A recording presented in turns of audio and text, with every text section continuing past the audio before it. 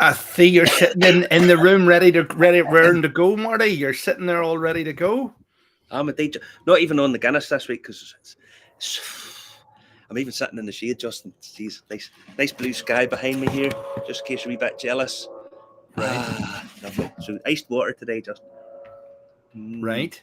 And what's in it? Iced water. See? I believe you. I believe you. Now, I had a lovely big lunch there too, Just a lovely big steak for lunch. Yes, I seen it. You sent me the steak. I was nearly tempted to put it up on screen here, but would get complaints and people saying, "Why didn't I have a dinner like that tonight?" It was dead nice, Justin. It was lovely, and I was in a place yesterday over in New Mexico, and I got Billy the Kid. I was actually in the shop, the Billy the Kid shop, which is in the old courthouse that he was tried in. So and a lovely meal there too. Just it was lovely, absolutely delicious. Yeah, right. Very good, very good, very good indeed. I love doing stuff like that because it Justin. People don't realise just how much this annoys Justin, and it's dead funny. It does. It does indeed. Yeah, because, yeah, I know. Well, because really looking forward to tonight. By the way, because we've got a guy on who every time I meet him, we've always been in a rush. We've only ever really talked like this.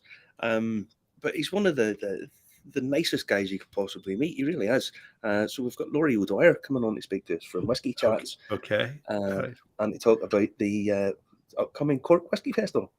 Yes, which is going to be a fantastic event. It is indeed going to be a fantastic event. It's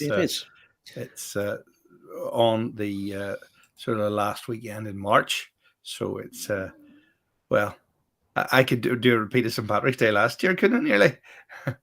That'll be good. No, you lying blocked on the floor. No, yeah. So it's all good. All good. I know. Aye. So it looks like it's warm there today because there's a bit of it's not that warm, Justin. It's cooled down a bit. It's only 21. So it's only 21. So it's Justin. So it's very cold. Well, it's pretty miserable here. I can tell you that much. Pretty miserable indeed. Oh well. But how about the sunglasses back on again, just in case it blinded, Justin? I know. I'm only joking. Only joking.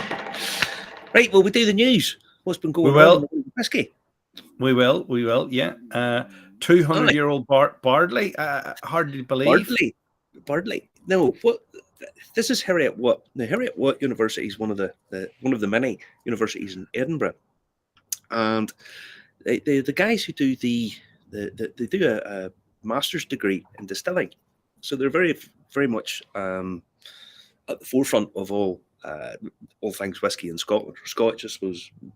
Lots of Irish guys and stuff do the course as well, and a Dr. Callum Holmes, who is an assistant professor of brewing and distilling.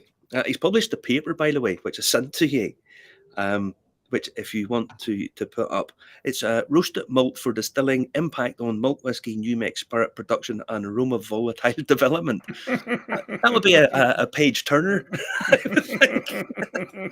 But yeah, it's what they're doing is they are bringing back varieties of barley which were popular, and some of the news reports that come up that they were extinct. Well, they're not extinct, obviously, because they're just not growing.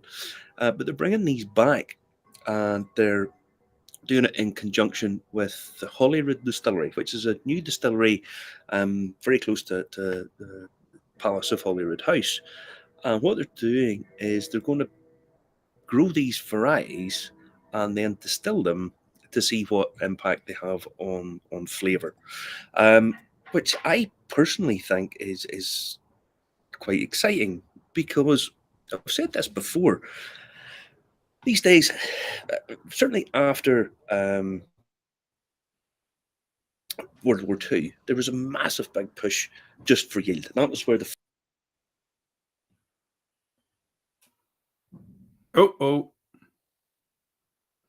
We seem to have lost Marty. It sort of glitched there, and then he came back, and he's dropped out again. Hopefully, he'll drop back right in again in a very short space of time. Otherwise, I'll have to do the show myself. I thought I heard the phone ringing in the background there, actually, somewhere. But I'm sure Mark will be back in the room as soon as he realizes he isn't in the transmission. And we'll continue with tonight's show. Remember, if you're watching tonight, we'll say hello to you. Connor's saying hello. He's dropped in. Patrick Mulkey, good evening to you as well.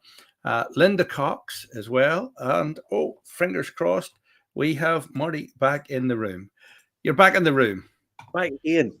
You're back in the room. Yeah, you dropped out on there on us. Don't know what happened. I don't know. But no, I was talking about these heritage varieties. They are coming. They're moving it back to focus more on the taste and the impact of what's been going on. The Waterford Distillery, we've talked about this before, have done this. They've brought back an old heritage variety, heirloom varieties, I think so they describe it. So I really like the idea of this, because everything at the minute, certainly in Irish whiskey, is focused on cask finishing.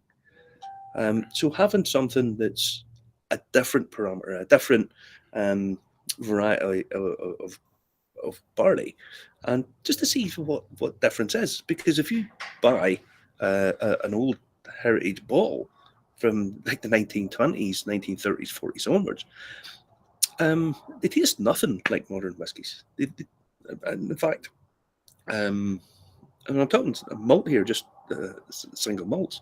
So yeah, it's well worth picking one up. Well worth picking one of those up to do the comparison.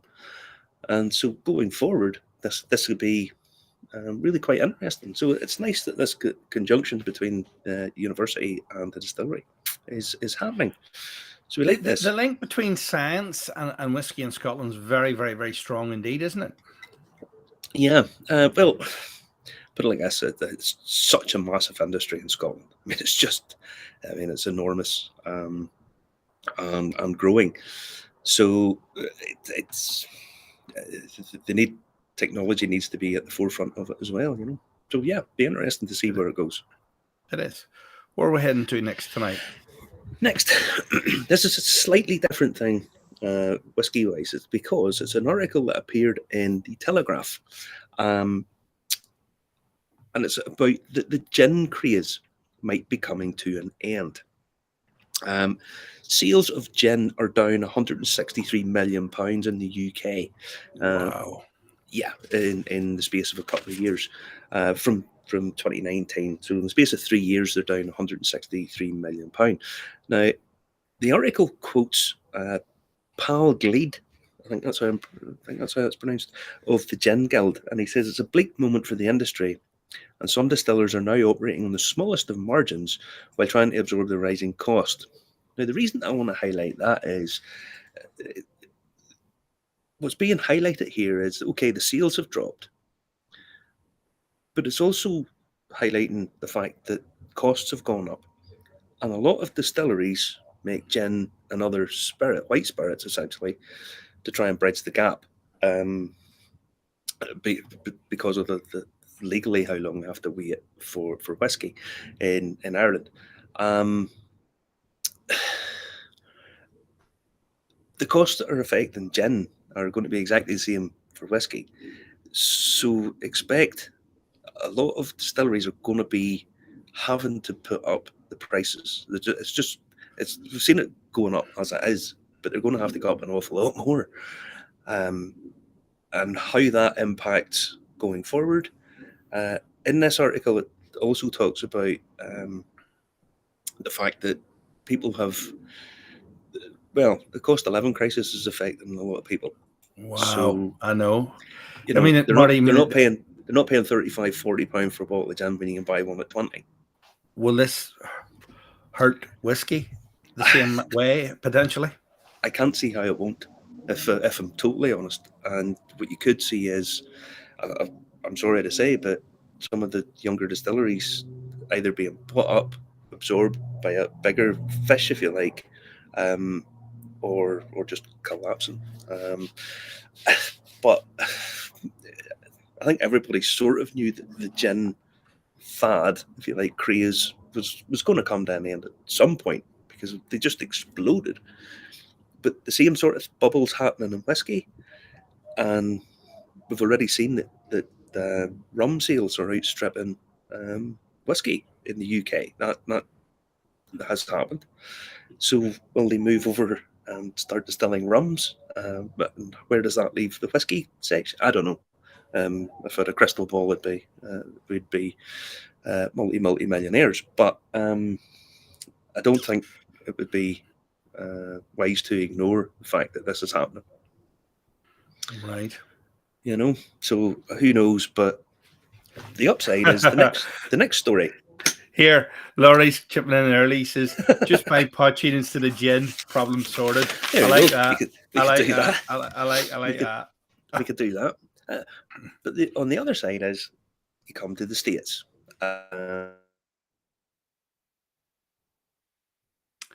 Marty has frozen. American Spirits Association. You're back in the room. You're back in the room. No, I'm still here yet. You're back in the room. You haven't. You're not back in the room. You've dropped out. It's one of those nights. We are on the edge of the known universe in Texas. Marty will log back in. He is somewhere down here around where it says number 1 in 173 in Texas. Craft spirits volumes and sales grew at an annual rate in the States. We'll see if he's coming back. In the meantime, we'll say hello to some people. Julie Mason, good evening to you. Tell Marty he's dropped out again. And Jackie McCauley is saying hi, guys, and Julie as well. Thomas Jones is saying, yes, Justin, you've got your own show. Yes, you can catch me Mondays 2 to 4 on Belfast 89 FM. Just ask your smart speaker to tune it in. Here's Connor. Yes, talking about the land race. And Trevor Watson saying good evening as well. Frank Hearn's on tonight. He's on the Wheatcraft Strength Pro, supporting local industry. Linda Cox is saying hello tonight as well. And Patrick Mulkey is saying hello as well too. Now, let me see where Marty is. Is he back in the room? He's not back in the room. And if he isn't back in the room in the next 30 seconds, it means, Laurie, it's you. You're going to be on. So get ready. I don't know where Marty's going to tonight. We are, of course, live from Northern Ireland, Southern Ireland as well tonight, and also El Paso in Texas in the US of A. Now, Marty still has to log back in. Remember to comment, like, and share. We're live on YouTube, LinkedIn, Telegram, and Twitch as well. I'm just about to log Marty back in again. He's gone into the house where he has better reception. Yes, I think that maybe is a problem. Was it? That might be. Yes, it might be an issue my end, but I don't think it is. Yeah, you might have been at the limits of the Wi-Fi stream. So yeah, here you go. Where were we? We were talking about the American Craft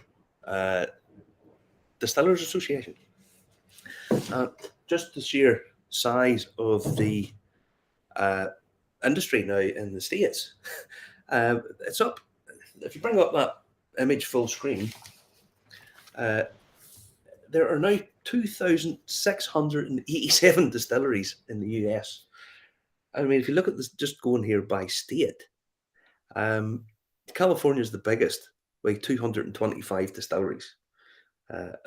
But I mean, even the likes of Maryland, there's 50 distilleries. So there's more distilleries in Maryland than there is in Ireland. Now, okay, a lot of these are very small craft distilleries, but so are a lot of the ones in Ireland. They're not massive affairs. Most of the ones in Ireland aren't that big themselves. So I thought this was really quite interesting. The sales are up to $7.5 billion. I mean, even if you look at Michigan have twice as many distilleries in it as there is in Ireland, essentially. So I thought this was extremely interesting. It is. I mean, and there's a pretty. I mean, there's concentrations in population centres there, but there's also a lot of ones out where you wouldn't expect them to be. Yeah. As I say,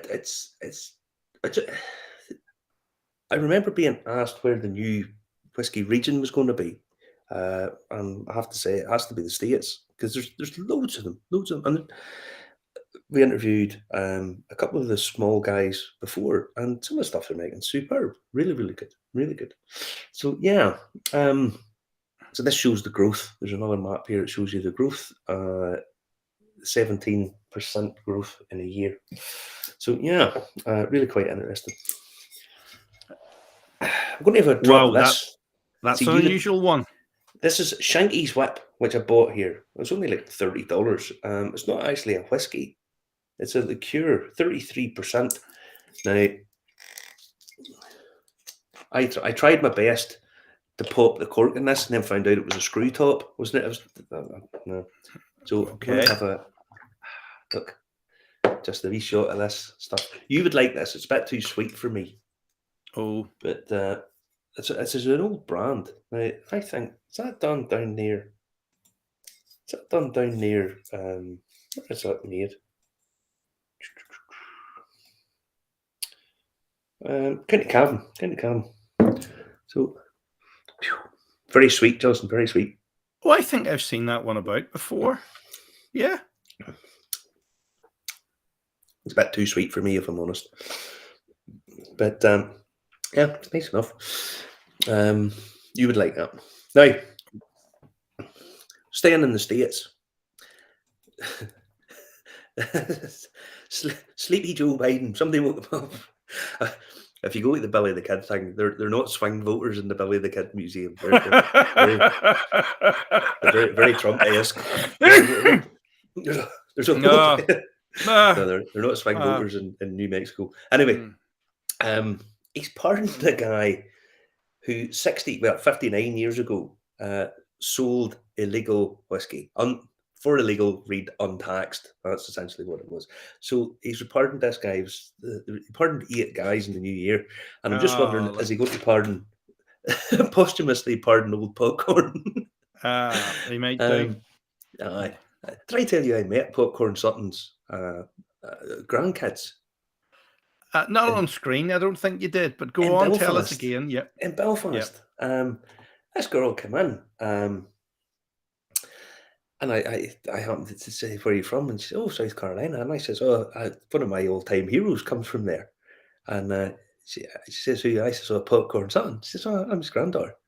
I was like, what the fuck? What? It was incredible. But she was saying, no, I said, and he committed suicide. Yeah, he said, he went out the way he wanted to go out. It was incredible. So it was. But, all right. I'm just checking my phone there or something off. He looks gritty. He looks like a great character. Pull up the other phone. This is Popcorn. This is why I like them. Yeah, pull them up full screen. That's what he would think of the pardon anyway. There we go. I know. He's a pretty cool customer. He is indeed. Now, last but not least, I saw this. Glenfarclas, who obviously are Scotch, have brought out a 50-year-old whiskey, limited to 836 bottles. Now, it's 50%, and the recommended sale price for it, which I don't think anyone would be selling at, is £9,000. Glenfarclas are probably the best value for money aged Scotch you can get. They have like a 30-year-old whiskey for, I think it's a 200 and something pound. If you go on the whiskey exchange, they are fabulous value for money. Even on the secondary market, they're fantastic value for money. Terrific whiskey, really, really good. And then we're talking about the price of stuff going through the roof, but let's be serious. No one's buying this, a 50-year-old whiskey to drink. Very, very, very, very few people that would be buying it to drink. But in terms of investment, I think that's an absolute cracker. I wish I had your money, Justin, because I would definitely buy that.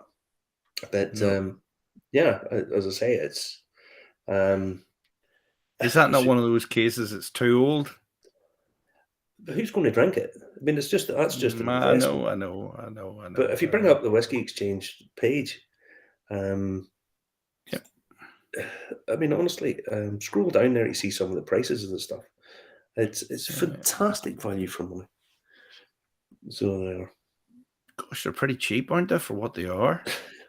Well, that's it. I mean, a 25-year-old whiskey for £299. Okay, a 40-year-old miniature for £125. I mean, don't be expecting these to stick at these prices for very long. Some of the older styling in that bottle looks a bit like that Shanky's Whip there, doesn't it? A bit. Yeah, I suppose it does. But yeah, but no, I saw that flagged up, and if I had a spare £9,000, I would probably buy one of them. But since that's never actually going to happen, I know there's some of the people who watch the show do have that kind of money. I know. So yeah, some of the people who are on the show have that kind of money. Not right, Justin? Right. No, I'm destitute. I'm destitute. What was I going to say is, shall we bring our guest on? Bring him on. Here we go. Bring him on. 3, 2, 1. I've caught him on a words. He's in the room. He's sampling the words. How are the men? Marty, I've got a fix for you. Let's do a bottle share, boy. That'll solve the problem. Bottle share on the 50-year-old. That's what we do. We get Justin to buy it, and then we can have, we get $3,000 each. How are you, lads? I'm not too bad. We're joined by the utterly fantastic Laurie O'Dwyer of Whiskey Chats, Cork Whiskey Fest. He puts himself about. You get about now. You definitely get yourself about. Yeah, I do. I do have an obsessive personality. So when I latch onto something, I'm just all in and then some. And I just have gotten a small taste for whiskey and poitín and Irish spirits in the past couple of years, and I just think it's amazing. An amazing category, an amazing community. More importantly, I think the lads involved and the friends that I've made, including yourselves, are just amazing. You know, I mean, I spend hours of my life talking to all my whiskey buddies during the week, and I thoroughly enjoy every conversation. So I think it's a great community, and I love being involved. That's all. Yeah. Yes. You started Whiskey Chats back in 2020. Am I right in saying you started it just before the whole world fell to bits? So I recorded 6 episodes in January, and I said, "Oh, I'm well ahead of myself. Excellent." You know, like, and I kind of procrastinated, and I was afraid of putting it out there. You know, putting myself out there. Yeah. So I kind of held off, and I said, "Right, Paddy's Day. That's the day to release an Irish whiskey podcast." And then on the 14th of March, the whole world fell apart, and I had 6 episodes in the bag, and I was there. Oh Jesus! Like, surely be to God, I can ride this storm. Brilliant, 6 episodes. Sure, look, I'll just bang them out, and by May we'll be back to normal. And then the world fell apart, and I ended up being called a lockdown podcast. you know. But I actually released, I think it was 3 days after the lockdown kind of happened in Ireland and UK.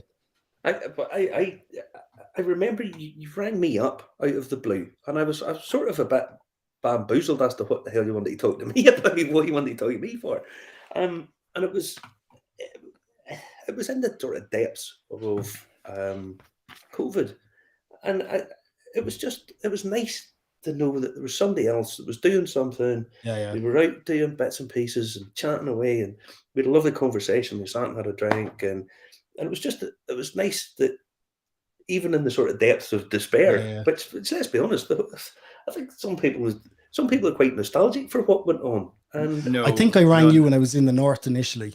I think there was like I think the government opened up for like 6 or 8 weeks, and I went, oh, there's my gap, and I was straight up the north, up to Killowen, up the Bendon, and I did a little round robin, got it to a few pieces, and I was idle of an evening, and I said, I'm up the north, like, let's just lose this time. I said, I'll ring Marty, see if he's free, you know. Feck it, I'll drive up to him.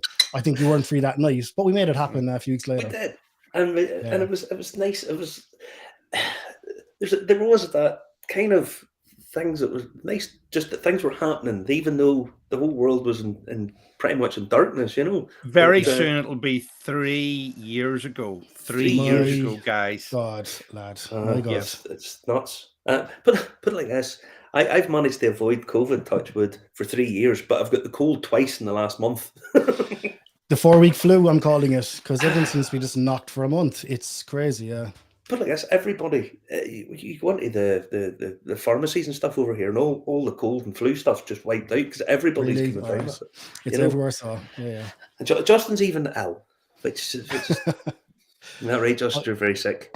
I know. I have it. I've antibiotics everywhere. You know, it's I've tissues everywhere for the wrong reason. You know, there you go, and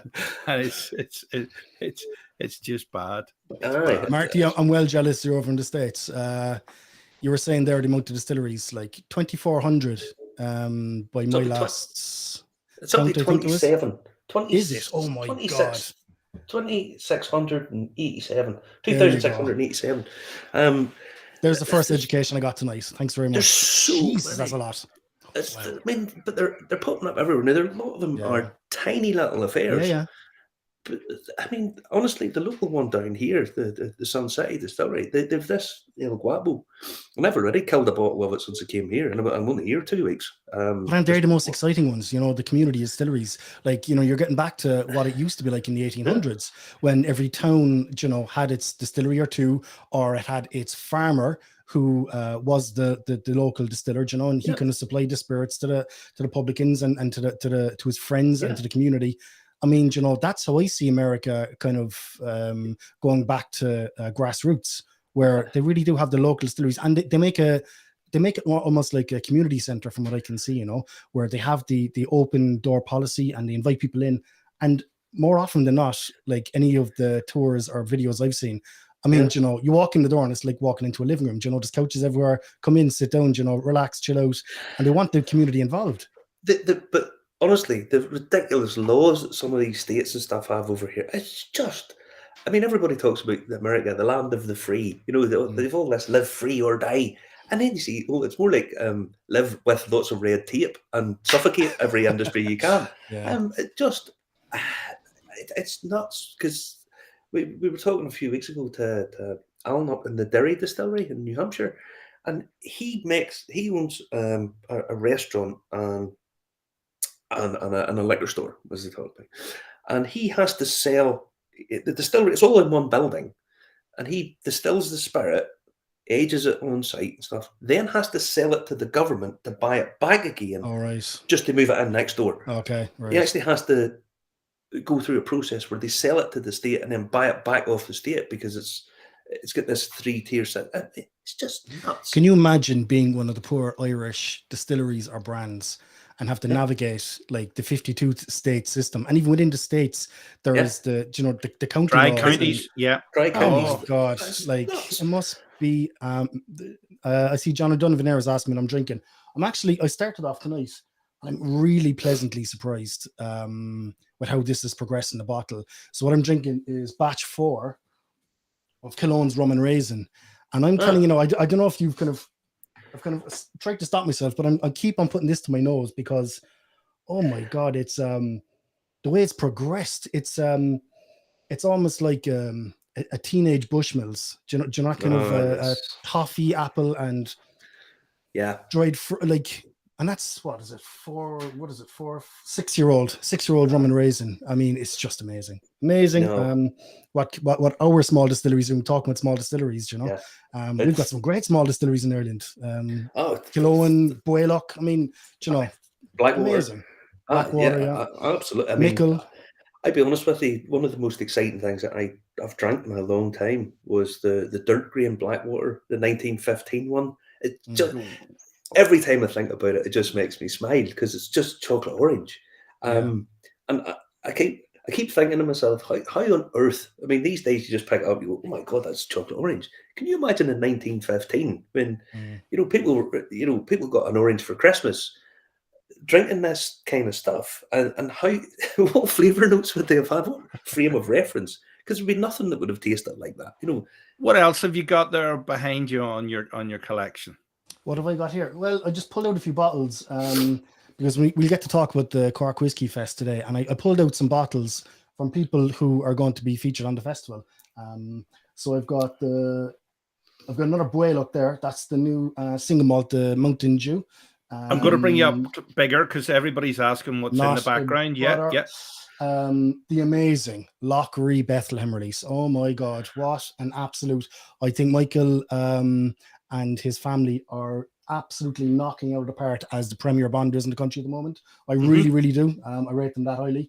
I pulled out a Dunville's as well. I have a small little sample left of Cask 162 that Jarlath kindly sent me down a couple of months ago. So they're also on the festival. And look, I'm being very mean at myself. Like, that's the third try of the 50ml sample. But you know yourself, like, this stuff is so good. Like, and again, awesome. Another bonded series, amazing. Honestly, Dunville's. I mean, like, and the auction prices. I mean, like, what are people asking? I mean, in all seriousness, I think the problem with Dunville's is they released so many single casks that people started to collect them and then realised, God, we just can't. And then people sort of have thrown a bit of a hissy fit. So the secondary prices have all dropped. But it ain't going to stay like that. I mean, there ain't going to be these bargains about for much longer. But also, Waterford. I mean, I personally love Waterford Spirit. I think it's extremely well-made spirit. And I enjoy young spirit. I love spirit-forward whiskies.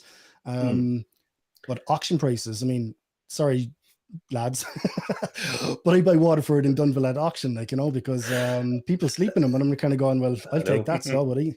Well, put it like this, the cuvee, the Waterford cuvee, I was a little bit underwhelmed by it, but I know that it's just because of as the spirit gets older, it'll just sort of flavour drift and improve and improve and improve. Yeah. I just know that's what's going to happen with it. And the individual bottles, even the bottles, I think are fucking awesome. They look fabulous. Amazing. I mean, even, go across the whiskey world. I mean, find me a better looking bottle than that. It's just amazing, And the cuvee label that Leah designed, I mean, you see that on a shelf, you know exactly what that is. It stands out, it pops off. Sure. I think it's done a fabulous job. I love the whole experiment. I was totally baffled by it to start with. I think most people probably were, but bang, I think they've knocked it out of the park. Really. How much have all of us learned from that experiment? I mean, the education that it's given us, the enthusiasts. I mean, it's just you couldn't buy it. You could not pay for that. I've got a few more bottles here. I've got Ian Garrett's Redbreast Friends of Middleton Redbreast, which I am again being very mean at myself, but I said I'd crack it out tonight because Middleton are one of the sponsors of the Cork Whiskey Fest, so I said I'd crack open something from Middleton. I've also got a double whammy here because I've got a Dingle, but I've got the Irish Malts single cask release there that was sold out. Dingle going to be there, and Irish Malts again are one of the supporters of the festival. John O'Donovan, I saw him there in the chat. Fair play, jumped on, said he'd support the local festival. I'm delighted with the support I'm already after getting with Cork Whiskey Fest. I mean, for Irish distillers, Irish malts, and for the Shelburne Bar, which is one of the best whiskey bars in the country, hands down. I mean, it's up there. For the three of them to jump on straight away and support the festival, I was just I'm still blown away. I'm still very flattered. Yeah, I think some people, you don't need to be flattered. I think you do a fantastic job. I mean, your Whiskey Chats podcast. I'll talk about that for a little bit. I mean, you have, how many episodes is there now? 115.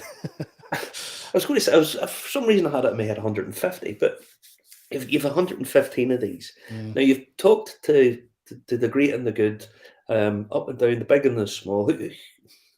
I don't want to put you on the spot, but who have you found to be maybe the most enlightening or the most, I don't want to say interesting because everybody has their own story, but who do you think you've probably learned the most from, or who have you been most impressed by, other than me, obviously? I'll try a curveball because he's not Irish. Ralphie. I was blown away and flattered that he'd even come on my little podcast because I've learned so much from Ralphie. I mean, Ralphie is the man as far as I'm concerned, as regards this hobby that we all have, because I mean, it's a hobby. Yes. But the education, the experimentation, I mean, the amount of experimentation I've got going on next door in the workshop, I mean, let's not talk about it. But like, I've got amazing experimentations, and half of them kind of, got inspired from Ralphie's and his Patreon extra videos that he does, and people see him in his body, but like behind the camera, which he turns around for the Patreon lads, he's got all sorts of casks going and just experiments and seeing what happens if, and I love doing that myself. I do it all the time. Like I was telling you before we came on here, like, Irish whiskey auctions. I think it was 1,300 bottles or 1,200 bottles at the December one, and I only bought one bottle. It was discarded banana peel rum. That just went. That's my bottle. I'm getting that bottle. I want to know what that tastes like. I love experimenting with spirits. It's it's such an exciting category. It's so fun. Like, see, I always love your enthusiasm. I've always said the same thing. Passion beats everything. When talking to people that are passionate about stuff, it's infectious. It doesn't matter what it is. I agree with you.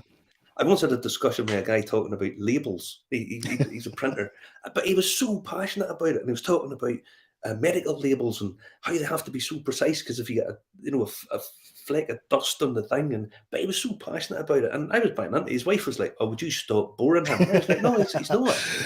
The whiskey widows. She kills me.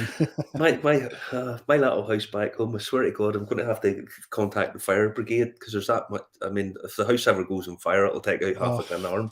Swear to God, it's you. I know, but no, listen, and I must give a shout out to the wives as well. And I've only done this once before, I think, on a live, but like, my wife Sonia is on board with this, so it's not just me running Cork Whiskey Fest; it's also Sonia. And I mean, call a spade a spade. Like, I might be the person on the phone, but like, Sonia's the person who is keeping the whole show on the road in the background. The admin and the money and everything else that goes with running a company, because that's what we had to do. We had to form a company to run a festival. You couldn't do it any other way. It just doesn't work like that. We discovered. So look, we've invested a lot. I believe in it. She believes in it. She believes in me, which is amazing. And the support I get from her, like, I just have to give her a shout out, really, because I do think she deserves it. But yes, it's the both of us running it, and any people who are involved with the festival, I'm sure they're more used to talking to Sonia or emailing Sonia than myself, But no, it's going to be exciting, Marty. I hope you come down for it. Are you going to come? Have you got your hotel booked? Well, we don't know yet. We don't know yet. It all depends on work-wise, because that's bloody out work thing. Let's create back into life, which is that's a great complaint. You're busy. That's brilliant. Listen, talk us through. It all kicks off Friday the 24th of March. Yes. All down on the Victorian Quarter in Cork. Yes. So the Victorian Quarter, why the Victorian Quarter? Victorian Quarter is a new business group formed maybe a year ago, and the VQ it's called. And myself and my wife are just about to become associate members of the business group. They've invited us to join because we're holding a festival, we'll be part of the business community there, which is amazing. Again, very flattered. But for the past couple of years, like, when I go out to town or go out with friends, like, I go into McCurtain Street, the Shelbourne's there, and there's amazing bars and restaurants, and everything's there on this one street. So when we had the idea to do a festival in Cork, I said, like, it cannot be anywhere else. Like, I mean, we don't need to come off the one street, like, let's keep everyone together. Let's use the resources on that one street. And then everyone is crisscrossing each other between the events, kind of going, how's it going? Where are you off then? Getting this kind of community going on this one street for 3 days. And it only makes sense because, I mean, there's bourbon bars, there's Irish whiskey bars, there's cocktail bars, there's 2 wine bars, there's these old man pubs as well that you'd find out the country, 2 of them, the Cork Arms, and what's the other name of the place? I love pubs like that. Love them. Like my kind of side of the Shelbourne. It's just amazing. Like, Dan Laurie's and the Cork Arms, 2 old man pubs who haven't changed the decor since the 1950s. I walked up the stairs today, this creaking carpeted stairs up to the jacks. We're hanging up a few of these posters around the place, and it's amazing. Like, you're in a city and you're kind of transported to kind of a country pub. So you've got all these really, really cool resources. I said, why not do it on McCurtain Street? So that's what we're doing. We're going to keep it all in the one spot. And it's going to be across maybe I think we're up to 9 venues now. We've even got a casino. Some of the tastings are going to be inside the casinos. You're going to have you're going to be on the cards tables. There's going to be all the pinballs and all the machines going in the background, and get that whole casino vibe. So I'm just trying to kind of create these experiences in these cool locations, and that's what we're going. So it's going to be all on McCartan Street. Excellent. On the Friday night, we're going to kick off at 7 p.m. And what we're after doing is renting out the ballroom in the Metropolitan Hotel. Again, iconic hotel in Cork on McCartan Street. And the ballroom is this T-shaped room. And the top of the T there is actually a glass wall that overlooks the Lee. So we're going to have this kind of nightscape. The curtains are going to be open, and you're going to have this Cork cityscape overlooking the Lee, up in this cool room, funky tunes going, really cool people in the room. And that's why I called it a brand expo and social, because I don't just want it to be another expo with bright lights and people there and everyone rushing around trying to get around. No. Let's get a community vibe going. Let's create a lovely atmosphere, and let's get cool people in the room to share amazing liquids. We've got 23 brands at tables all around the room, and you're going to be able to mix with your buddies, talk to people you haven't seen from up the country in a while, but also visit the 23 different brands who are going to be showcasing the most amazing liquids that they've to come, to be released. Now, one of the things that I've noticed on the website is that you have accommodation listed on your website. So have the hotels and stuff bought in to the whole festival as well? Because let's be honest, a lot of the people can go to music festivals and stuff and drive home, and you can't really do that. So it's how well have that been received with a whiskey festival? I kind of pitched it, from the top and the bottom of the scale. So, I mean, if you want to stay in a high-class 4-star hotel, you've got the Metropole, and we've got a discount there for the Metropole, If you want to stay in a hostel, on the street, there's the Brew Bar, which we're also, the Brew Bar and Hostel. We're also having really, really cool, it's a cool room downstairs, really funky bar, brand new. And we're going to have some tastings in there. But if you're boxing clever and you're coming to the festival, you can stay on the street for €36 a night in the Brew Hostel. Amazing, next door then you've got the Res Hotel, brand new funky hotel. I mean, you go inside, it's all concrete and graffiti and kind of primary colors, and it's proper young and cool, and they got like DJs and all this kind of stuff in there. You can stay in the Res next door. Again, that's probably a 3-star hotel, so you've got that level. And then up the hill in Gabriel House, I mean, Cork is full of hills, but Summer Hill is just at the end of McCartan Street, up to the left.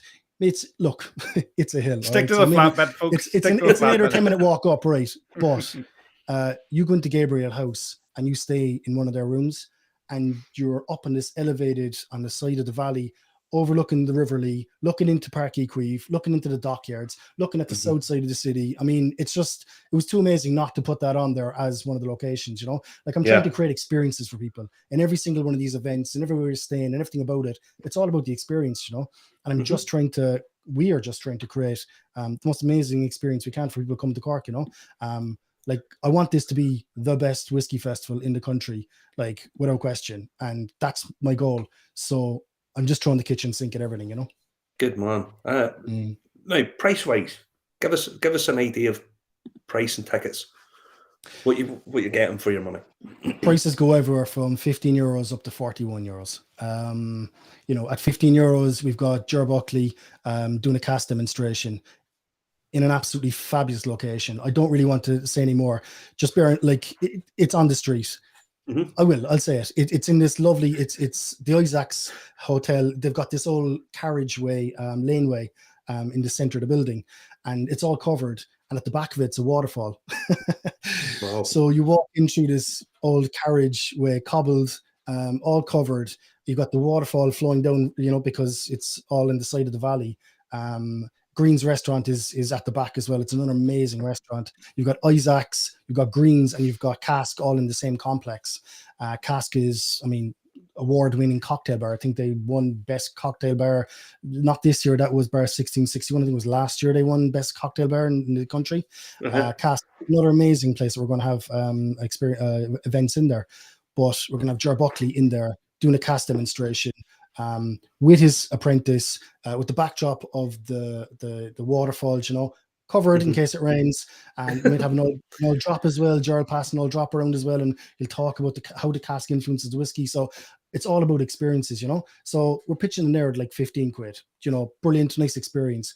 It goes the whole way up then to you know, around 41 quid. You're talking the brand expo and social on the Friday night. I mean, you know, look, there's a lot involved. There's a lot of costs. Have to cover it. Absolutely. Yeah, these things are not done as charities, mate. Let's be honest. Yeah. The hidden costs you discover is only amazing. But it's, look, I think it's going to be worth it in the end, to be honest with you, Marty, you know. Yeah. I'll put it like this: if you go onto the website, which is just corkwhiskeyfest.com, and you scroll down, I'm just pulling it up here and having a look, and you look at some of the people. One of the nicest people we've ever talked to, Carol Quinn. Carol Quinn. I have a podcast out this week with her. Just released it there a couple of days ago. I mean, Carol is just she's amazing, fantastic. Like, you know? Yeah. And the thing about it is, she's when you talk to a lot of people, you find out. Sorry, Marty, I'm just going to treat myself because I'm actually been saving this for an occasion. So I'm going to pour myself an old Redbreast 30 because I've been very, again, mean at myself. So sorry, just as we're talking, and just as we're talking about Carolyn Middleton, I'll give an old toast to Carol. We'll put it like this: she's just a terrific lady to talk to. Isn't she? She's just so knowledgeable about stuff, and when you talk to her, she's just got this really nice, easy way of talking. Unbelievably knowledgeable. It's very sort of self-deprecating. You know, she's quite how would I humble. She's humble. She's very humble. That's exactly the word for it. She's just a lovely lady. She's giving a talk. On what? She's giving a whiskey history talk on from her archives. I haven't dictated what she's going to say. She's going to pull some really cool documents from the archives and educate people, essentially. Yes. But I've also then got a cool venue because on the street again we've got the Everyman Palace. It's like, you know, Cork's Gaiety Theatre or whatever. You know, it's an old theatre, beautiful theatre inside, Victorian kind of theatre. You know, with all the you know, usual the gold and the curtains and the little Frank Matcham boxes. style theatre, I think it is. Yeah, gorgeous. And we've got Carol inside in the Everyman Palace. And she's going to give her talk inside there in that historic kind of buildings, you know. So like, again, for 15 quid, I mean, you know, to be educated by Carol, and we'll get an old pour as well going around the room as well, you know, and we'll wet the lips. So it's going to be great. What does the Saturday look like? Because it's a 3-day extravaganza. This, I mean, there's a big lineup on the Saturday. So the Friday night, there's one event. That's the Brand Expo and Social. That's going to be brilliant on the Saturday and the Sunday. We've got 5 sessions on the Sunday. I'll talk about the last session in a minute, but there's 4 sessions essentially on each day. And in those 4 sessions, you've got 4 choices.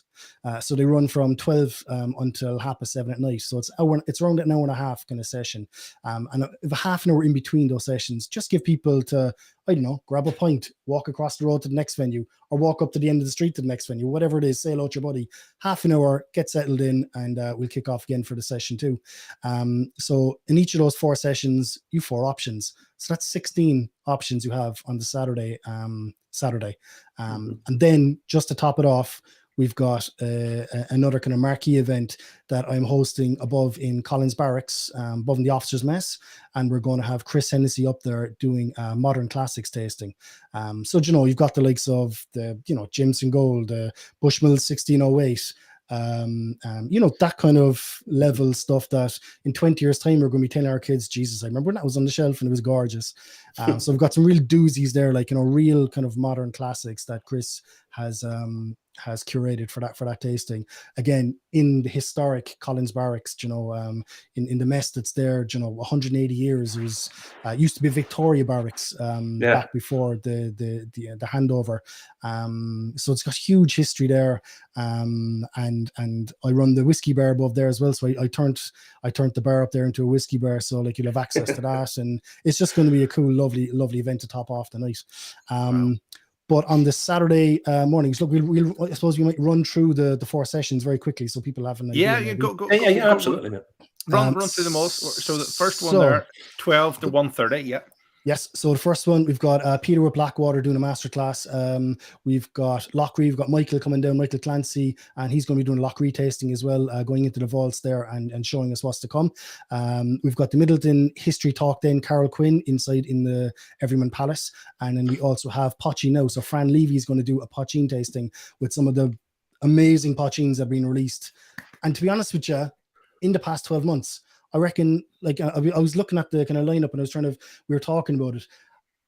I don't think you need to come away from the past 12 months to actually hit the best Pochines ever, among the best Pochines ever released. I mean, this creator from Michael above in Boylock, oh lads, I mean, what Brendan and Michael and Peter are doing to the Pochine sector, yeah, amazing. I mean, this is in Texas.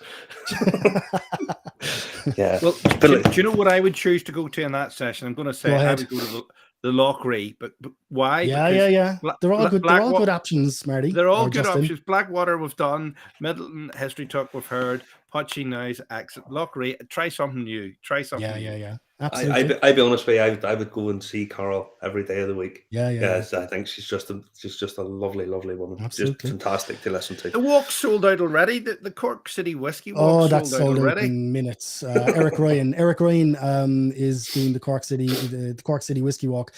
He used to do the Cork Whiskey Walks as a business.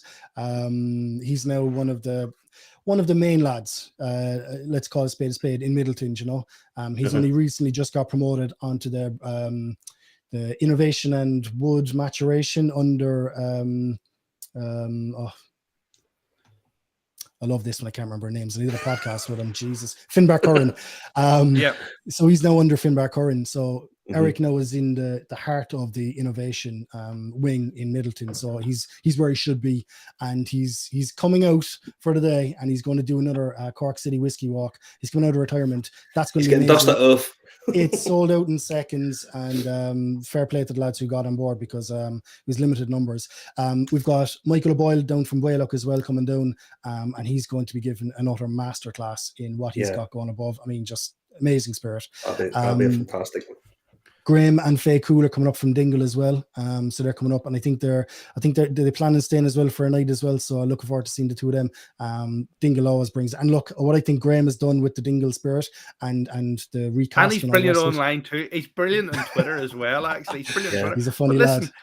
I've got to tell you, see if you go to our archive on YouTube on Irish Whiskey Review, you will actually find this Marty spot reviews are the ones that get our most viewership. I mean, do you find if you do certain topics, they tend to get a bigger viewership for whatever reason? I think Laurie. That's a you, Marty. Yeah, are you talking to me? No, I'm talking to you, Laurie. Do you think certain topics actually reach an audience because people are into them? Like, well, I'll tell you a secret. I don't care. I don't look at those statistics. I do what interests me. And once it's done, and I've gained the knowledge and I've got that education and those little tidbits from people, I don't really care. I mean, I've the luxury of this not being my full-time job. This is an interest, a hobby, a passion. No, that's exactly what Marty does too, but it never ceases to amaze me what seems to catch the imagination and reach the zeitgeist of viewers, because it's a weird one. It is a weird one. Yeah, I think it's because lots of people know. Whenever they talk about Irish whiskey, everywhere has Jameson. Doesn't matter where you go in the world, everywhere is Jameson.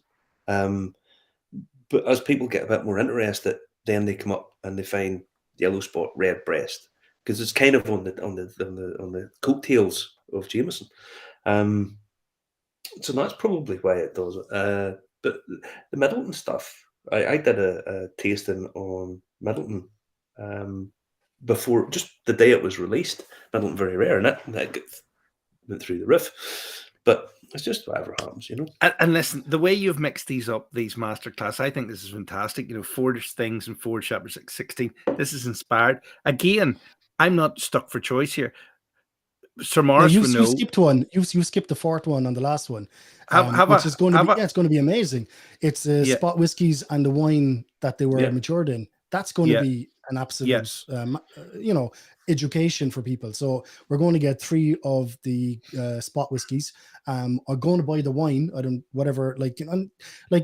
People must realize those spot whiskies aren't finished in any old barrels. I mean, go try and buy a bottle of Leoville Barton. Yeah. I mean, you'll have no change over the 50 euro note. In fact, you'll probably have to throw another note on top of that, So I think that's going to be amazing to be able to taste where these whiskies were inspired from, So that's what we're going to do. We're going to sit down and we're going to do 3 spot whiskies and a glass of wine for what those whiskies were matured from, what the barrels that those whiskies are matured in. I think that's a sleeper tasting. It's going to be amazing. And for €37, I mean, I'm probably making a loss in the wine at that, to be honest with you. I mean, let's be honest, it's fantastic value for money. It really is. Yeah. I mean, I'm nosing this Dreamcast, lads, and I'm kind of it's distracting me. Sorry, this is amazing. Well, I'm just finishing off. I'm just finishing off a bottle of this. Oh, which lovely. is haven't tried it. Bushmills Prohibition American stuff. I'm just killing the bottle of this. That's their Peaky Blinders rip-off, is it? Don't I tell you the truth? The whiskey's really good. I just wish he'd stop with that crappy, the fucking hard man Irish fighting whiskey. Fuck off. Just bring out the quality spirit that Bushmills can bring out. Just, you shouldn't have to resort to this crap. That's my point in the whole thing. I've done a review of this. You don't have to do jazz hands for Bushmills malt. I mean, it's just amazing. Jesus you really Christ. don't. I mean, even just the entry level Black Bush. I mean, it's always amazing. Amazing stuff. Yeah. But 100%. That's what sickens me about Bushmills. Anyway, but you're doing Dreamcast and I'm doing Peaky Blinders. I said I'd crack out I treat myself tonight. So 2 p.m. lads on Saturday. We've got I'm looking there at my own little thing. So 4 p.m. Am I right in saying that we're on to 4 p.m. Yes, 4 p.m. Yeah. We've got Clonakilty. We've got the. That's the one I would go to. That's the one I would go to. Really? Oh, cool. Because we got the new distiller from Clonakilty as well coming to do that masterclass. His name escapes, he's a young fella. He's gone. I won't remember him, but he's going to come up and do the masterclass on that. We've got Brendan coming down doing a Cologne masterclass. I mean, say no more. Say anymore. Say no more. Did you say anymore?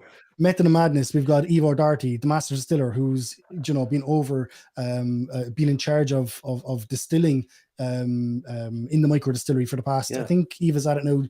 Is it 2.5 years, 2 years, something like that?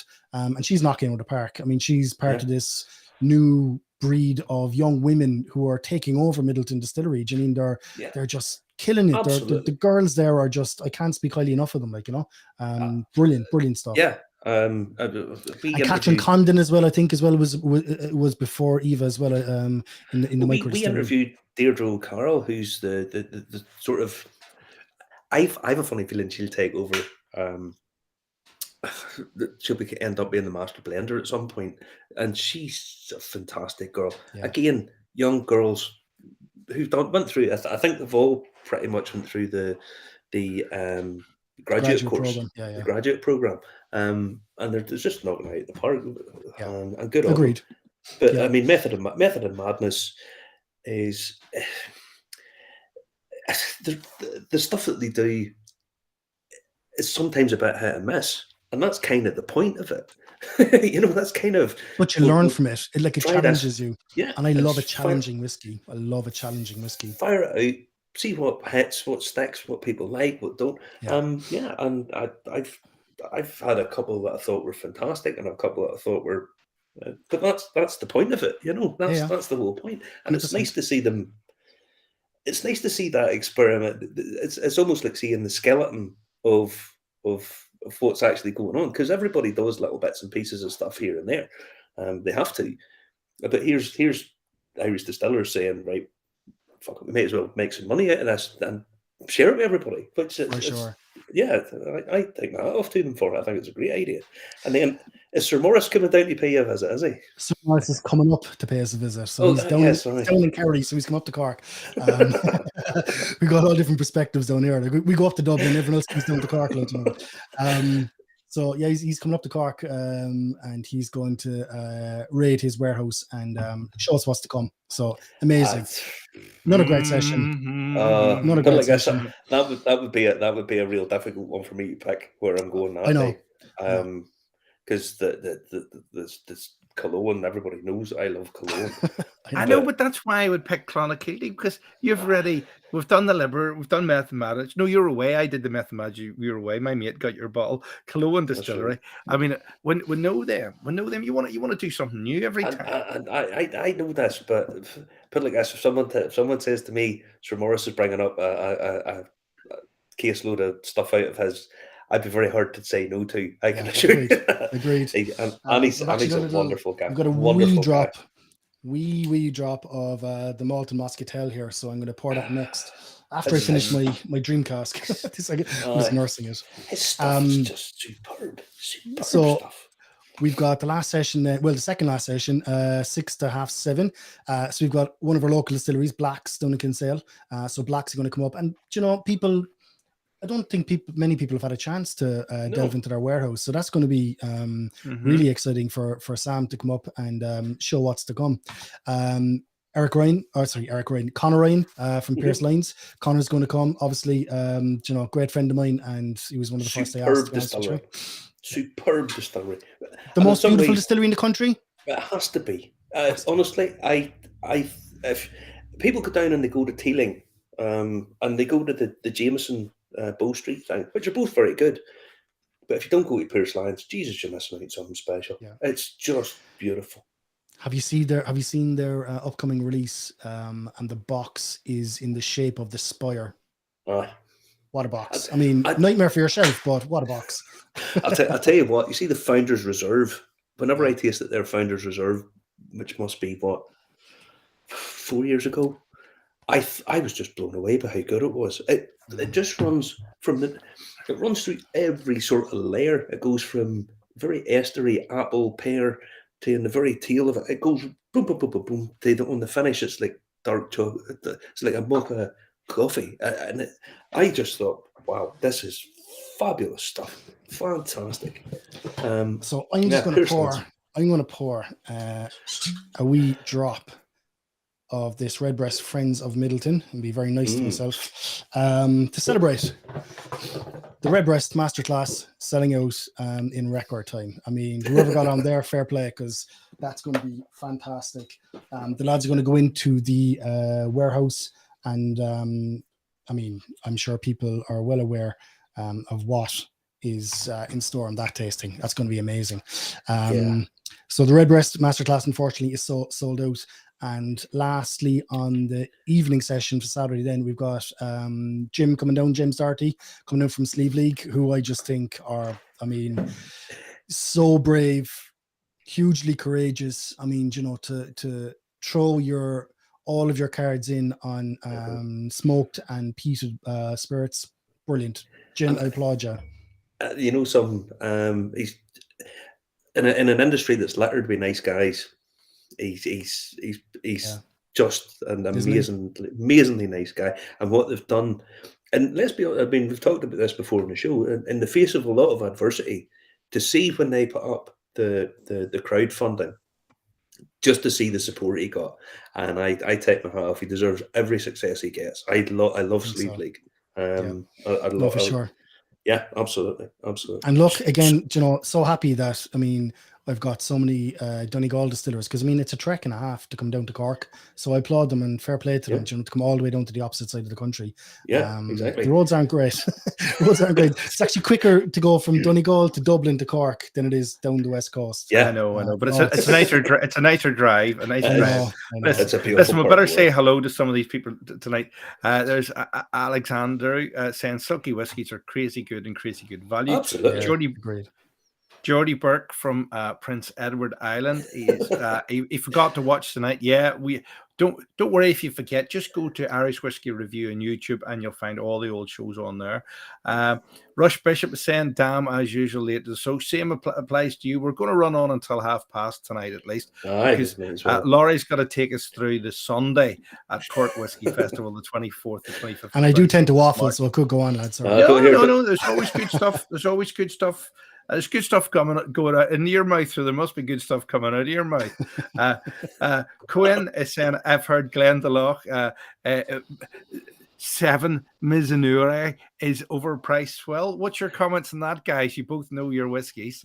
Mizunure. Where did we see this Glendalough Mizunure yesterday for 108, and I still passed. I was quite impressed with the Mizunure cask. It was okay.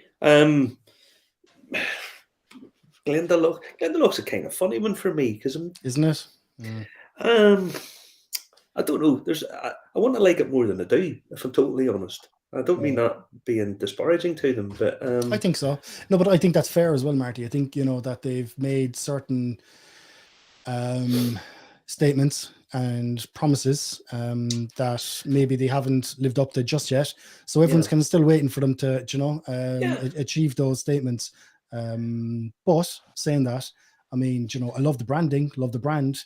Really, really, really want to love them. And I'm there in the wings waiting to love them. Honestly, really am. Do you remember their advert with the St. Kevin doing they turned into a blackbird and all this? I was like, what the fuck? That was a bit bunkers. But no, Glendalough, it's a bit hit and miss because, I mean, I think, as you say, if they do what they say they're going to do, then maybe that'll be a different scenario. But I think everyone's just waiting for them to do that. And once that happens, which I'm very confident it will, I think people will definitely be on board. I mean, it's one of those areas where there's a lot of local, there'll be a lot of local support for it, So I think they will be successful in time. It's just they need to do what they said they were going to do, and then people will jump on board. Well, we'll put it like this, and if anyone, because we've got people who watch the show who've never been to Ireland, Glendalough, just down on the location down towards it. I mean, God of heaven, it's beautiful. I was disappointed when I went to Glendalough because I was disappointed in you too. There's a place called St. Kevin's Kitchen, and there's no kitchen there. Oh, just there's a burger van behind you, though. Just a minute, he looked for a burger. I'm sure Glendalough is where they film like half of the Irish tourist videos. I mean, it's that picturesque. It's amazing. It is. It's absolutely stunning. But getting back to the Sunday now. Where were we in the Sunday? No, we skipped over one last one just on the Saturday. I know we touched on it, but just to tell people, on the Saturday evening we've got the Modern Classics then. So that's kind of the fifth sneaky little session on the Saturday, and the marquee event above the barracks. Right, okay. Modern Classics. Give us a hint about Modern Classics. What's going to be in it? Oh, I mean, it's going to be some 1980s Jameson Crested. There's going to be Jameson Gold. There's going to be some Bushmills 1608, the Crystal Malt release. Beautiful. Oh, that's fantastic. Yeah. I'll give you one more because I don't want to give away all the secrets. Redbreast 10. The new Lorcan, he wants to know what they are. He wants to know what they are.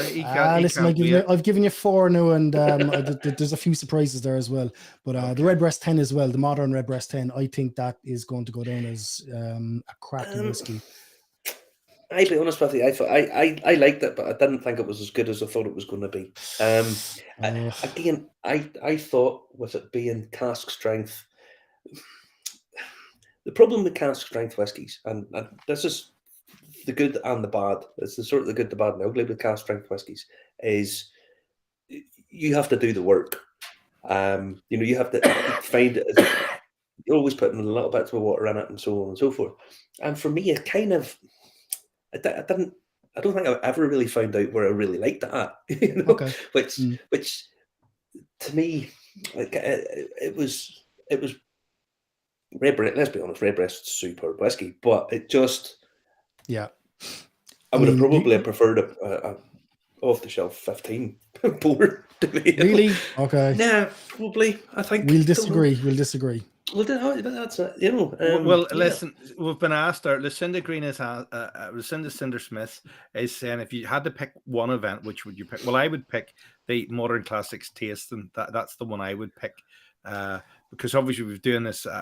Marty and Laurie have been doing a number of years, and Marty's been dragging me along for a couple of years now, and I know what I like and I know what I don't like, and I've met a lot of these people, and they're great, lovely people, but I always like trying something new, because if you try something new in your whiskey, you'll discover something you like. But that Modern Classics for me, the Cinda would be the have to go to event. It would be. Well, I'll show my cards at the end of the Sunday sessions, because I think there's a sleeper event that people really are sleeping on, and I'll explain why.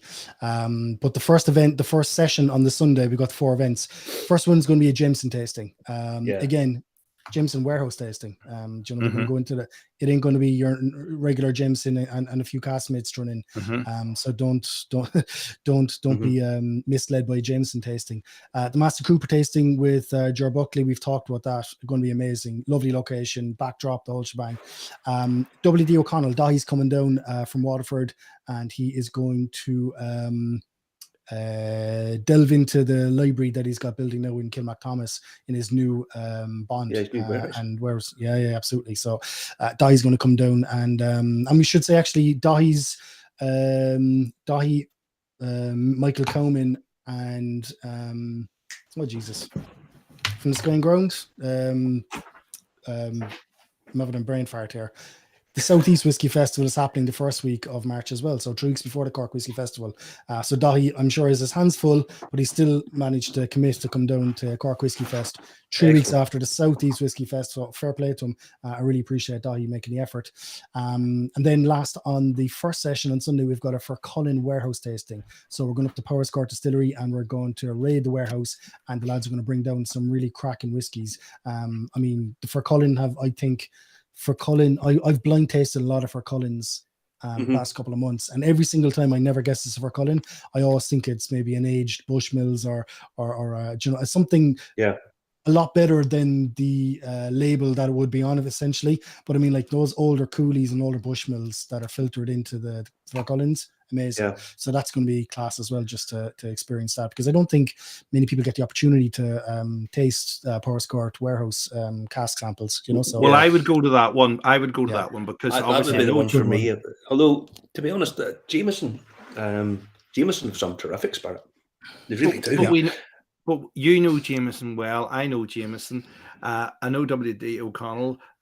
I would go to Fercullen because basically I haven't met Dr. Willie McCarter, who's the man behind that, since 1994-95, when I did a food event for him with the IFI, which is a long time ago. But here, I bet, listen, this will blow your mind. I got this book for Christmas. Can you see it, or is it the right way around? Concord. I think you're after freezing here. Am I freezing? You're freezing? No, you're not frozen. It's Concord, right? Okay. So, right.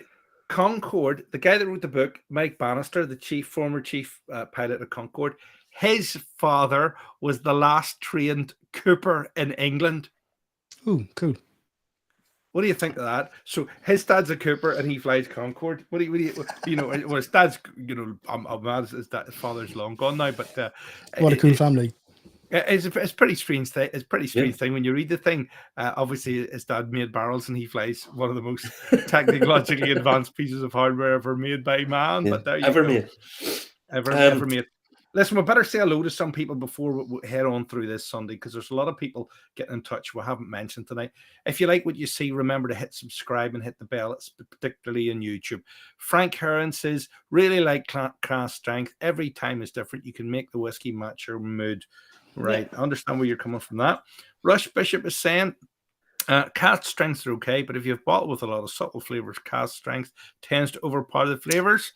if you have to add water, then you're experimenting and doing the work of the master distiller. In my honest opinion, know where you're coming from. Yeah, yes, That's where the fun is, though, isn't it? Experimenting is where the fun is. Yeah, well, I think that's the up and the down of cast strength. Sometimes it works really well. Sometimes you put a bit too water, and you can't. Sometimes you just don't find that level. It just falls flat, and that's kind of what Redbreast 10 did for me. Okay. And then there's Alexander saying 5 elements for Collins, a work of art, Cully Spirit, and he just started releasing their own stock now. Yes, that's right. Blind taste the 5 elements. Blind taste the 5 elements, and try and call it. I mean, you're going to tell it. You're going to call it that it's something better than it actually than it is. It's a really great whiskey. I've gotten caught twice with that, and I thought it was something far more expensive than the 5 elements bottling. Amazing stuff. This must be an in-joke, maybe using what this means. Cohen, where is Donald Rance? The world must have stopped turning Irish whiskey, and he's not here. Is he one of your followers, Laurie? Is he Donald Rance? No. Over my head, buddy. Over my head. Over our head. No idea. No idea. No idea. William McLennan is saying hello. Hello, William. And Lucinda Cinder Smith is saying that's bloody amazing. Yes, I would have. I think you're talking about the show. That show in the barracks sounds excellent. Sean McLennan is saying great show tonight. And night. Are you away? Oh, it's way. Agreed. I don't know what you're talking about, but there you go. You're right. That's he must have one of those 4-week flus. He must be dying sick, sure, to go to bed. He's maybe run out. No. You know why? Because if men go to bed at 11 o'clock at night, it's good for the blood pressure, and it's best for women to go to bed at night at 12 o'clock. That way, he's already in bed snoring before you get there. Justin and his weird unusual facts. There we go. No, it was in the Daily Mail today. It was in the Daily Mail. It must be true. It must be true then. It must be true. Yeah, it must be true. Along with revelation from. No, the show is not over. I said we're going to 11:30 tonight. What we said we're going to 11:30. The show's not over. We're only halfway through Sunday. Right, get back onto Sunday. Get back. Right, stay on Sunday. track because we have Jameson Black Barrel. So the second session on Sunday, yes, Jameson Black Barrel family tasting. So we're trying to assemble all the different permutations of Black Barrel at the moment. If anyone, actually, here's a good shout out. If anyone has a Black Barrel double char, it was a travel retail exclusive. Slip us an old DM there or give us an old Twitter message, because I'm looking for a bottle of double char, and it's proven difficult. But I'll get there. I don't know. Thank you. Yeah, double char. It's I've been scanning the auctions and everything and nothing. So that's proving elusive. But someone's got a bottle of double char. Give us an old message, lads. It's funny because everything appears at auction, but the stuff there's certain things just don't appear, because there's a couple of bottles that I've been looking to pick up. Murphy's Law, lad. Murphy's Law. They never seem to appear, you know. But then on after the we have the amazing Dunvilles. Yes. So Jarlath is coming down, and I'll tell you a little secret. The reason Dunvilles is on so early is because Jarlath wants to go to a few sessions after the tasting. So he said, well, I want to go to the fort. He goes, well, go before it, like, and I goes, okay. So like, you know, so Dunvilles is on at 2:00, nice and early, because Jarlath's I got turned to a few other tastings, so he's going to them now. So that's gonna be amazing. I mean, look, you know, Dunvilles Jarlath always pulls it out of the bag. They do. They just.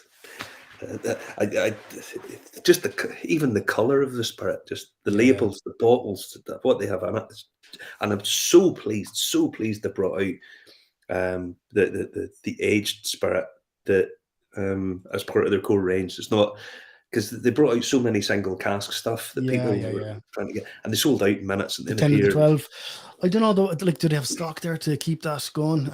We'll see, I suppose. But because the fact that it's there and people can say, right, well, because we touched on this earlier on. You know, some people money's not that plentiful for a lot of people, and the fact that they could say, well, I'll tell you what, we can save up and get that, rather than have to wait and see what it does at the hands of the auction, and the stuff they do. Oh, it's gorgeous stuff. For sure. So I'm just going to pour that little drop of Liberator, the last wee drop of the Malta Muscatel there, from Sir Morris. What a guy. I need to wet my lips now for the rest of this. So the next event we have is the Taste of Cork. So the Taste of Cork, I said I had to do this. Yeah, and rightly so. So we got three smaller companies in Cork that I've combined together into one tasting. We've got Killahora Orchards, who are going to put 2 on the flight. We've got Rebel City Distillery, which are on the docks in Cork City. Like literally, I don't know a huge amount about them at all. I mean, they're fairly new. Yeah, Rob only has 2. He had a rum out a while back, but the rum's gone. But he's got 2. He's got Maharani gin, which people might have seen on shelves, and he's also got the absinthe. So the kind of only Irish distilled absinthe, and they do a great job of serving that. You know what, the absinthe serve, that jug where they put the glasses around and they pour it over the sugar, and they do a great kind of job there with the tour and the experience down in Rebel City Distillery. So we're gonna have the 2 of them on it, the gin and the absinthe, distilled on the quays in the city. And then last on that we have Kinsale Mead Company, who Kate Dempsey down below and her husband do amazing stuff, fermenting honey in Kinsale and create a lovely mead drink, So I just thought, you know what, now let's get 3 artisan producers who are knocking out of the park with really, really good products. Let's put them together and let's introduce people to it. And do you know what? Now I've seen a lot of chefs actually jump on, like names I recognize, jump onto that tasting on the ticket list. See, not to cast aspersions on yourself, but out of all of those, I probably would go to the Taste of Cork one. Would you? Oh yeah. I think it's very interesting. Yeah. I mean, Dunville's. I love Dunville's. But I would definitely jump onto the Taste of Cork. That's the truth, because I like all of that kind of stuff. I think. Yeah. Local artisan producers. I mean, they need support. Exactly. They need the profile, and they're creating amazing products. So it's always good when you get to try them. Last then on the second session, I'm going to do a live podcast, just because people ask me, you have to do a podcast on the thing. So I just excellent idea. So look, I've gotten permission from Philip Gillivan, the owner of the Shelburne, and over lockdown they extended kind of their seating onto the pavement, and it's a really kind of lovely covered little area. So Philip's going to allow me to set up a little studio there, and basically people can come. There's no charge. I mean, it's just an open podcast. I'm going to grab people who are down, come over here, meet you here at 1:10, meet you here at whatever time it is, 2:10, 2:15, 2:30, right? You're coming in now, you're coming in next, and just grab the people who are coming down for the festival, and have an old chat, and people can stand around, go inside to the Shelburne, grab a pint, come back outside, stand around and listen to the podcast being recorded. And let's have a bit of crack outside on the pavement, in the street, in the open, and have a bit of fun, So I thought, why not? Excellent idea. Now, third session. Right. Well, so Irish rum, a kind of forgotten about and misunderstood category. Chris Hennessy, I mean, you couldn't ask for anyone better to do an Irish rum tasting than the master of flavor in the country. So Chris Hennessy is going to do an Irish rum tasting, and we're still in the middle of negotiating, because I have my own ideas and Chris's own ideas, negotiating the flight for that. But it's all going to be Irish produced rum. We won't be cheating. It'll be all produced in Ireland. Eric Ryan again will be back doing a Powers masterclass. So again, it'll be more the same cast strength, cast samples of the light pot still that goes into Powers. Another amazing tasting, I think. The wood finish exploration. Now there's a sleeper tasting. Another sleeper tasting. There's a few sleeper tastings on the Sunday. That's going to be with Finbar Curran, and he's going to be also going into the warehouse with his own little bottles and draining off some amazing liquid from the Middleton warehouses, and we're kind of delving into method and madness maybe territory here, maybe some of the older aged bourbon stuff, which is amazing. So he's going to do a masterclass on some of his favorite casks and the whiskey that's been matured in those casks on the masterclass. Then we've got Bushmills Warehouse, and that was actually the last slot filled on the festival. So Bushmills is going to be coming all the way down from Donegal, or from the north, I should say, not from Donegal. Antrim. From Antrim. I was talking with Donegal earlier on, from Antrim, coming all the way down to the other side of the country, and they're about as far as you can get. Fact, yes. And is Lauren coming down? Is she? Lauren's coming down, absolutely. Yeah. She's a lovely girl too. Really, love really Lauren. She does a great job. Effervescent. She's always smiling and bubbly. Enthusiastic, she's really, really nice girl. Just enthusiastic and bubbly, and she really knocks out the park with the presentation. And then the last session on the Sunday of the festival, we've got Boan who are coming down. They're really excited to come down. Actually, I had Steve on to me, who just recently joined them, and Steve Randalls, and Steve was just like, please, let's get on this. Like, Steve's a Cork man, he wanted to be involved, and sure, I couldn't not but delve into the vintage mash bills that they've got squirreled away from Fanon. I mean, like, that's going to be amazing, because brilliant. Like we have the 10 casks put away on the cask program that was sold out, but there was more than 10 distillates distilled. So this might be your chance to get to taste some of the ones you're never going to get to taste, or maybe not to get to taste for a while at least, So that's going to be a good one. This is the one I was talking about. This is the sleeper tasting that people are sleeping on. Middleton Warehouse tasting. I mean, anyone who's been into Warehouse A2, where the cask program for Middleton, the cask circle, the casks matured. I mean, I think the casks start at 80 grand a pop, and they go all the way up to, like, what was it, 1.5 million? I think I heard one so recently. Middleton Warehouse tasting, what was it, 41 euros? I mean, where are you going to buy that? I mean, but like, that's what you have to do. Tasting. Try buying a bottle of Middleton. Very rare these days.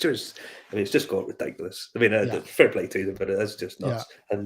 But this isn't going to be Middleton Very Rare. I mean, Middleton Very Rare is a blend. These are going to be cask samples from A2, So I mean, it's just going to be amazing. That's a sleeper tasting. West Cork, we had to have another Cork distillery as well. So Cathal O'Brien, who has been singing from the rooftops about West Cork for years all over the country. I think he was the only lad they had in their PR section up until very, very recently, 8 months ago. So Cathal is going to go down, and he's promised me he's going to raid the warehouse and show some really cool stuff. West Cork's one of those. They're just mystifying, West Cork, because you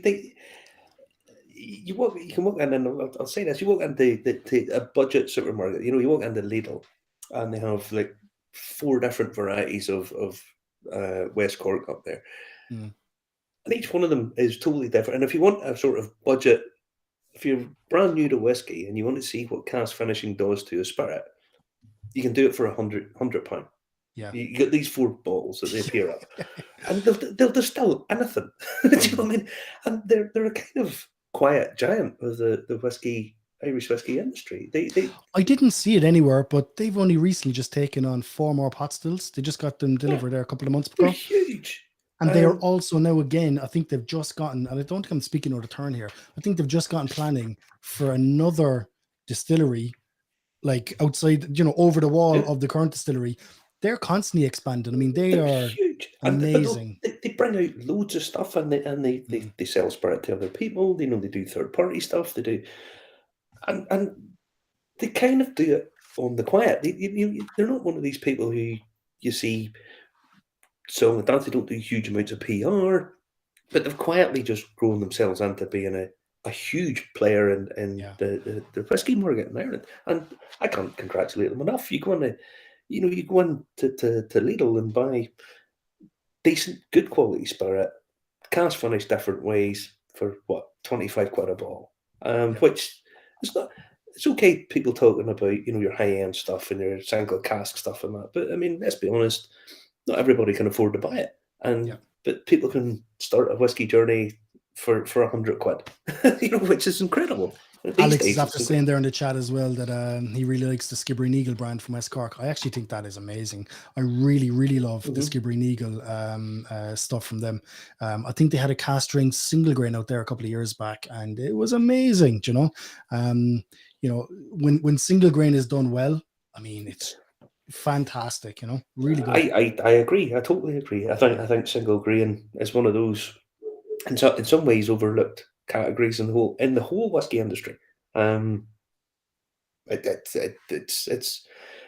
It's sort of a ground that people could really do a bit more with, and moving forward. But Alex is saying there they do good stuff except marketing. Well, I think they've just hired, I think is it 5 or 6 new marketing employees, whereas they just had Cahill for the past like 6 years or so. So I think we're going to see a lot more presence of West Cork going forward. I think John O'Connell, I think he's after realizing we need to be in that game as well. Like, you know. Oh, I think what they've done up to now is superb, and totally take my hat off to them, because they've kind of done it on the quiet, and going forward, because their spirit, when they do it well, it's really, really good. Really good. We've one last on the Sunday as well. Justin there was just, I think he just realized there he's taking it away from me, but we've one last one, and we managed to slot in a blending workshop with Fionn Cox from Element Whiskey. Do you know the new release? I don't know if you've ever held a bottle of it. Have you held a bottle of it? No. It's something you could take on a hike. You know, like it's so what no, you're not allowed to take whiskey and hike. You're not allowed to drink and hike. It's that marketing stuff has already been banned by the advertising standards. It's like this bottle. It's like the bottle, you know, this 350ml bottle of Liberator. You know, like you could hold it in your hand all day, and you know it's not going to fall. It's not going to hurt you. It's one of those lovely. What's the word I'm thinking of? Not dexterous, tactile. Yeah, it's one of those bottles you'd love to hold in your hand, you know. Like you'd happily go off on an old hike and with the Element bottle. But Fionn Cox is coming down and he's going to do a blending workshop, and he blends G&D for his releases. But what his plan is to get a load of nerds into the room, and enthusiasts and supporters, and put some samples in front of them, and he actually wants to come away from that blending workshop with the guts of his next release. So that's really exciting, you know, that you're going to go to that in an hour and a half time. Maybe what you blended, maybe your whiskey is actually going to get released by Elements Whiskey as their next as a release. It's cool, isn't it? We could call it the Justin. The Justin single malt. Sell out in 10 minutes. Ideal for blending and cocktails. That's another exciting one, you know, the blending workshop. So look, as you said, I've tried to cram and pack in as much kind of experiences as I could possibly, without overloading myself and without giving myself too much work to do, because you know my whole leave that to the wife.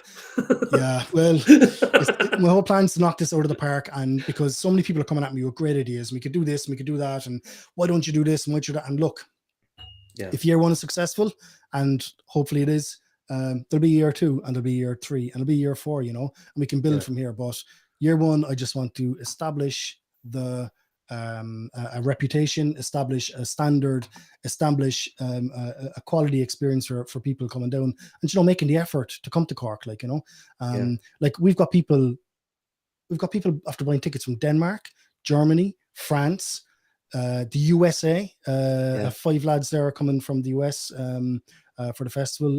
The UK lads coming over from the UK, Scotland, down from the north, from bloody another place, Donegal as well, you know, coming down as well. But coming from everywhere. And to be honest, you know, it's amazing. Let's be honest, you're part of the world, and you're part of Ireland, if you like. The weight of whiskey from your part, it's tilted down there. I mean, you have the behemoth. Let's be honest, Irish distillers are just a stone's throw away from you. People laugh when I say Middleton's my local distillery, like, you know, it is like, I mean, it's, it's 12 minutes down the road for me. It's a couple of minutes down the road from you. And in terms of all the whiskey produced in Ireland, I mean, it's the bulk of it, the vast bulk of it's just down the road from yourself. Do you think being placed where you are has helped with the festival? Because let's be honest, you can knock at the door and get people to drive 10 miles. It's a lot easier to get them to do that than bringing people from under them. I just can't believe no one's done it before me. I mean, it's just a no-brainer. I mean, you know, the historical heritage of whiskey production in Cork is just, I mean, go into Carol Quinn and talk to her in the archive, you know. I mean, you know, yes, there's Dublin, but I mean, Cork, I mean, you know, we had some amazing distilleries across the city, you know, North Mall and Greens and Watercourse Road and, you know, like the list goes on. I mean, there was mountains of distilleries, you know, in the city centre. And we still have, like, you know, pubs and clubs, the maltings, and you know, all these different pubs around the place, and you know, buildings that people go into, they don't realize, oh, that was actually an old bonded warehouse. I was in there today for some Korean chicken bites inside in the wool shed. That's the old Korean chicken bites. Oh, I like the sound of that. Beautiful. They go well with few whiskeys. Lovely. But inside the wool shed, it's one of the old bonded warehouses on the Mardyke, you know. You know, amazing buildings, the heritage area. You know, because I'm sitting in there and she's talking to me, and I'm looking around, kind of going, oh my God, look at the market there where the rack used to be. And, you know, I'm looking at the walls, and, you know, it's I'm always sitting looking at these things and going, I wonder, could you get planning permission for this these days? Probably not.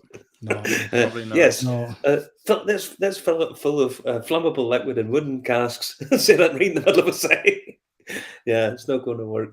Listen, Laurie, Cork is full of whiskey history.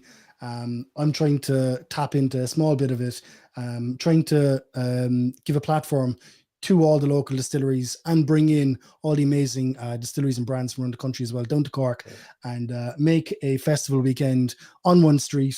You know, like, that's our tagline, you know, one city, 3 days, 34 events. I mean, you know, coined by my wife, brilliant tagline, you know, and it just kind of sums up exactly what it's going to be.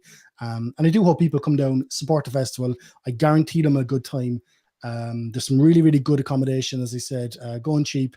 With the discounts on the website, just mention Cork Whisky Fest. You'll get your festival discount.